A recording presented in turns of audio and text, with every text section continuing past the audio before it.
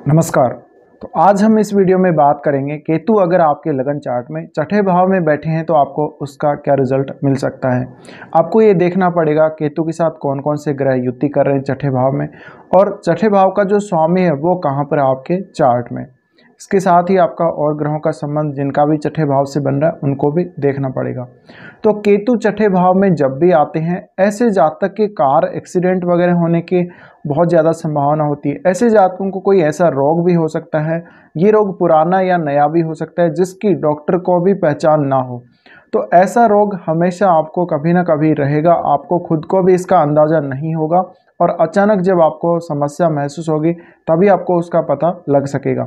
लेकिन एक्चुअल में वो रोग है कौन सा, इसका पता लगाना कई बार डॉक्टर के लिए भी बहुत ज़्यादा मुश्किल हो जाएगा।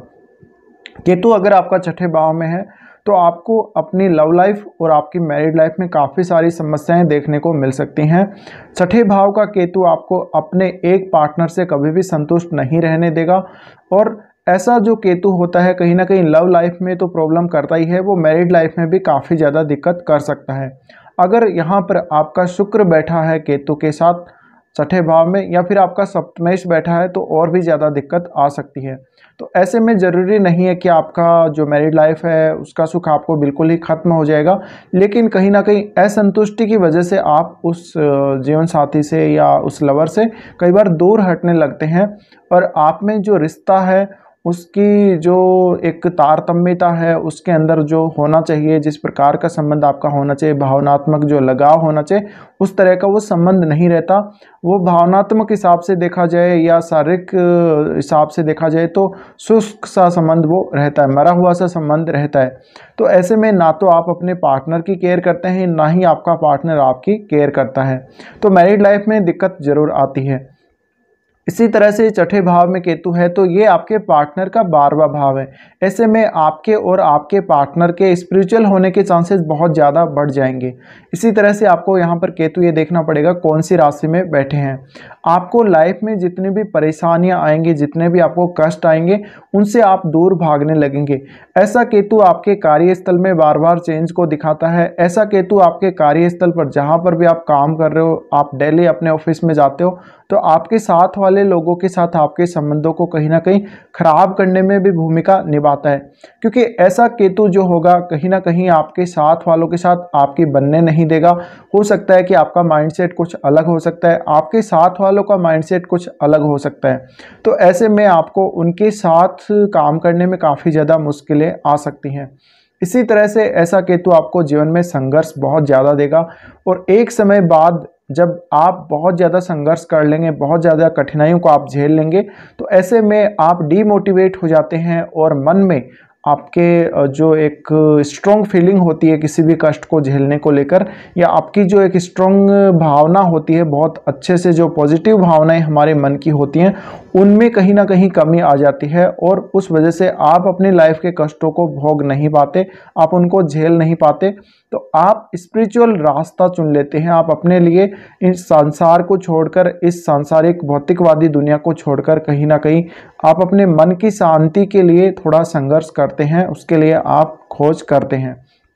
तो ऐसा जातक कई बार ये देखा गया है, इनके लाइफ में खर्चे बहुत ज़्यादा होते हैं, इनको हेल्थ के इश्यूज बहुत ज़्यादा आते रहते हैं, और ये लाइफ के एंड में कई बार जब ये ओल्ड एज में चले जाते हैं तो स्पिरिचुअल बहुत ज़्यादा हो जाते हैं। इसी तरीके से आपका जो ये केतु है छठे भाव का, आपको काफ़ी सारी यात्राएं अपने प्रोफेशन को लेकर दे सकता है। विदेश यात्रा भी देख सकता है, विदेश में सेटलमेंट भी आप लोगों का हो सकता है, क्योंकि केतु के जस्ट ऑपोजिट आपका राहु होगा। ऐसे में आपके साथ रिश्तों में चीटिंग होने की संभावनाएं भी बहुत ज़्यादा रहेंगी। तो आप लोगों को फॉरेन से बहुत सारा गेन भी हो सकता है, फॉरेन में आप सेटल भी हो सकते हो, लेकिन कार्यस्थल से जुड़ी हुई समस्याएं आपके जीवन में वैसी की वैसी बनी रहेंगी।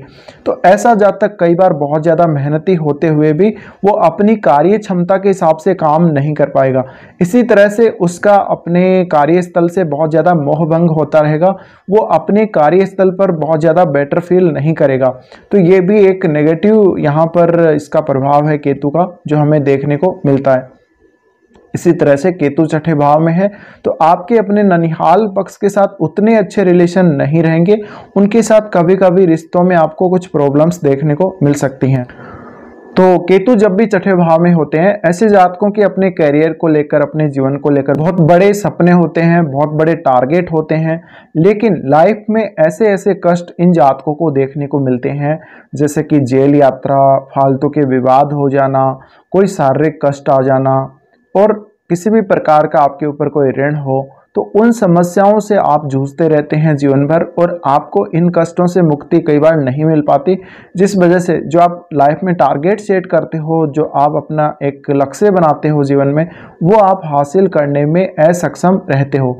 इस वजह से आपको बहुत ज़्यादा नेगेटिव फील होने लगता है, और इस लाइफ से, इस जो समाज है, जो भौतिकवादी संसार है, इससे कहीं ना कहीं डिटैचमेंट फील होने लगती है। आप सोचते हो कि इस संसार को छोड़ के हम चले जाएं, हम मुक्ति की तरफ चले जाएं तो ज़्यादा अच्छा है।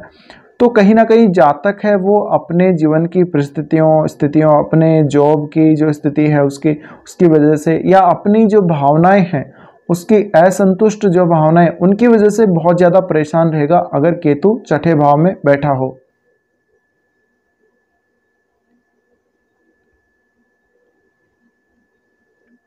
इसी तरह से छठे भाव में अगर केतु है तो जातक को अपना कार्य क्षेत्र, जहाँ भी वो काम कर रहा है, जिस भी कार्य क्षेत्र में वो है, उसके लिए बहुत ज़्यादा संघर्ष करना पड़ेगा उसको, और ऐसे जातक को बहुत ज़्यादा मेहनत भी करनी पड़ेगी। कई बार उसको अपनी मेहनत का पूरा रिजल्ट भी नहीं मिल पाएगा।